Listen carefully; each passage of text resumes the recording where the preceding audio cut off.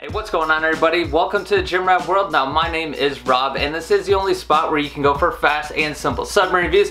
Now today I'm actually going to be talking about the top 3 supplements that you should be taking if you are a beginner. Now I definitely know what it's like to be a beginner. I have restarted going to the gym, not going to the gym many different times now. I've tried to lose weight, tried to gain back weight, all sorts of different things. So I definitely know what it takes to be a beginner in the gym, and so that's why I brought together this list, because I know when I was first starting there's a whole lot to worry about. I had to worry about changing my diet, getting a good workout program in, worrying about all sorts of different things. So that's why I put together this list to kind of help you kind of sift through the noise. So I'll give you my top 3 supplements that you should be taking as a beginner in a nice, quick, concise way, and also down below I put together some links to the top supplements that I think you should be taking. But yeah, other than that, let's just get right on into this.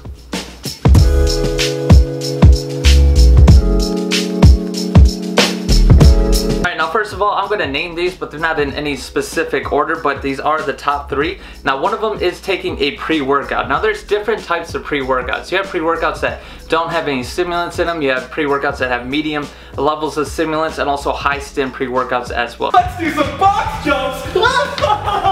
So you have 3 different types to choose from.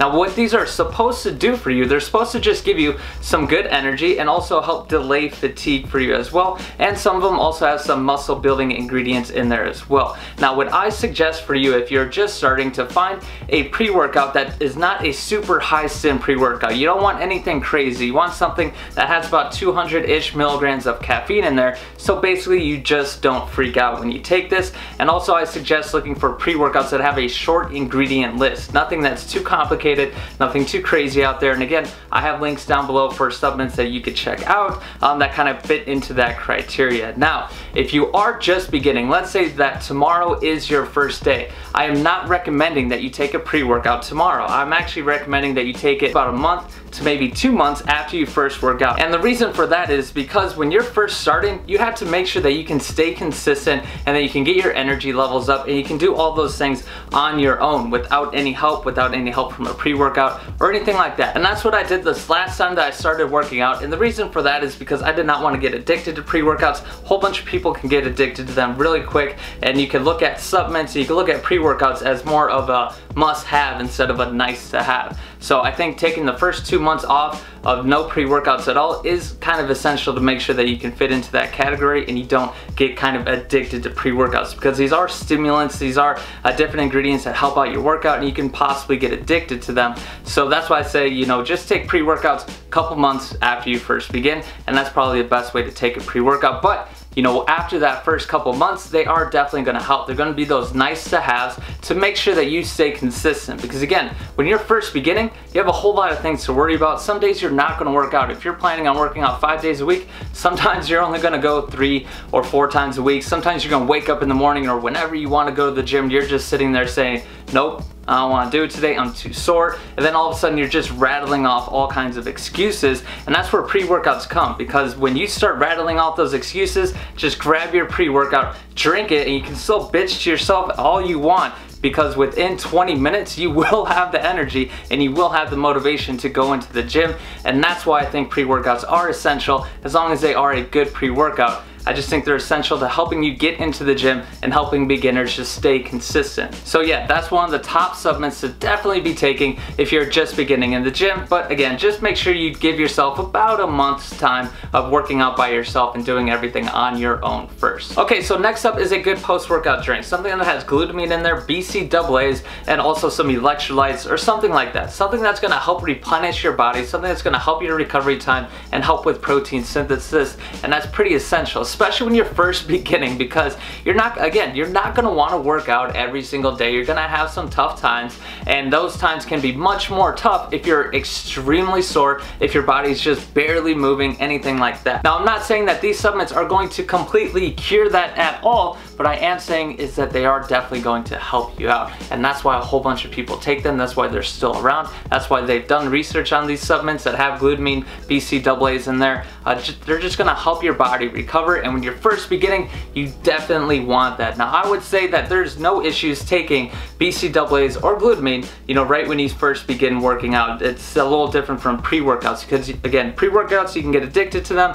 These post-workouts, yeah, sure, I guess you can get addicted to them. You can feel like you always always have to take them, but also they're just replenishing things for you. They're not adding in stimulants or anything like that. And that's why I say when you're taking these BCAAs, when you're taking this glutamine, you have some electrolytes, you get done with your workout, you take this drink, and everything's all good. You're feeling a little bit better from electrolytes, and you also know your body is in the process of recovering, so then you can hit that next day just as hard as you hit the day prior. And that's one of the crucial things to make sure that you're doing, is staying consistent and also keeping up the intensity. And that's where these recovery supplements can come in handy, is to make sure that you keep up the intensity. Because yeah, sure, you can work out 5 days a week, but if you have diminishing levels of effort every single day, you're not really doing anything. Sure, you're doing more than what you used to, but you're not really progressing at the level that you could be if you're staying completely consistent with your effort. And again, that's one, pre-workout helps you stay consistent with your effort, and these BCAAs, the glutamine, is going to help your body recover so you can also stay consistent, so you're not doing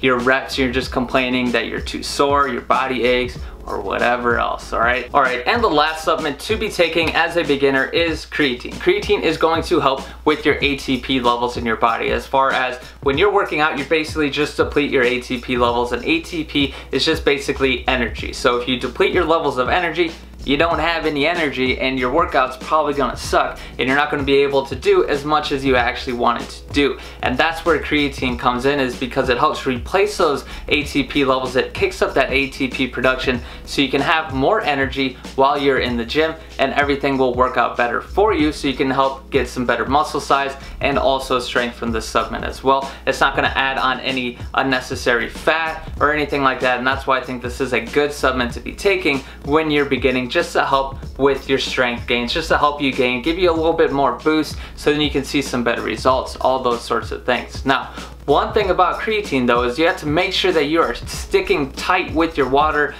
intake. You need to be drinking a whole bunch of water with this, otherwise you're going to be bloating, and that's going to do the opposite. Because if you're trying to lose weight and you're taking a creatine supplement and then you start bloating out, that's probably going to piss you off a little bit, right? So make sure that you're doing all the right things when you're taking creatine supplements, and they should work for you, and they'll just help your progression just a little bit better. But yeah, that's another supplement to be taking as a beginner, because it's just gonna help with some gains for you. It's gonna help with your muscle size, it's gonna help with your strength for you. You're just gonna feel a little bit better. All right, now that is the list, the top 3 supplements to be taking as a beginner. Now, again, these supplements are just going to help you out. They are not going to take over all the effort for you, all right? Now, you still got to make sure that you're staying consistent, you're putting out maximum effort, all of that, but you should not get to the end of your week and say, oh, I had a horrible week because I took the wrong supplements, or I didn't take enough supplements, or any of that garbage, okay? That's a complete wrong way of thinking, and that's not what I'm trying to promote when I say to take these top 3 supplements, okay?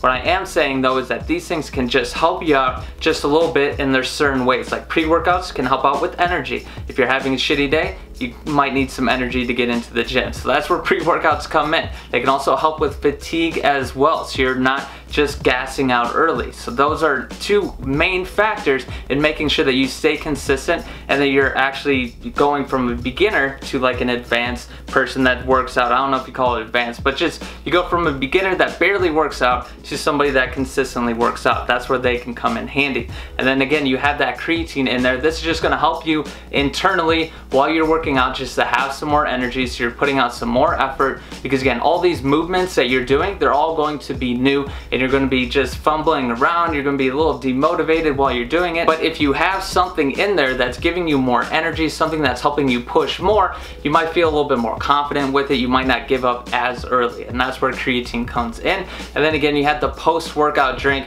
Now, you know, this is just pretty essential, especially glutamine. If you don't want to get BCAAs, because BCAAs have some mixed research on them, if you don't want to get those, just get glutamine, because that's definitely for sure something that does work, because it's the most prevalent amino acid in our bodies right now, and we deplete those levels of glutamine every single time we work out, and it takes forever for us to replenish them. So if you're working out consistently, it becomes an issue. So just make sure you're getting something that has glutamine. I think BCAAs, in my mind, actually do work. I never used to take them now, and they're awesome, okay? So I just think having something that's in there just to help your body churn out just better recovery, and also protein synthesis is just gonna help you out, again, just a little bit more. And again, those are the top 3 lists of supplements. Make sure to comment below if you have any questions on anything like this. Again, I have links down below to supplements that I think are the top ones out of each category that I listed.